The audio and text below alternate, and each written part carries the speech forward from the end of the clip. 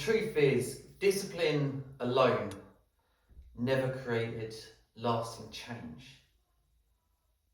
See, I used to rely on discipline to create lasting change in my life. But when life happened, it fell off. And rather than me going back to square one, I felt like I went further back than square one. Because the thing is, when life happened and I didn't follow through with the things that I said I was going to do, and I had made these rigid, big changes that I was going to make, when I didn't do them, all of a sudden, it was another brick in my beliefs of, I'm not good enough, I'm not worthy, I can't do it, I'm not a disciplined person, I'm never going to have the things that I want. See, the problem with discipline is a little bit like motivation. You're relying on intensity. You're relying on almost forcing the workouts, forcing the nutrition. You're telling yourself you're going to stick to these really rigid and solid things. And for so many of us, that's just not possible. See, life will get in the way and life will happen. Things will happen.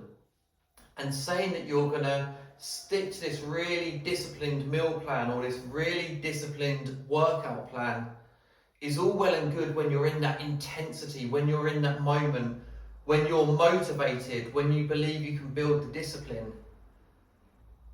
But when something happens and you're not able to fulfill it, you're left with the belief of, it's just not for me, I just can't do this. And you go backwards and you start to tell yourself, I'll start on Monday again. And then something else happens. And this is a problem with trying to build from a place of intensity. When trying to build this discipline, you'll very quickly become disconnected from the workouts and from the nutrition. You'll very quickly start to lose your enjoyment for it and you'll fall off.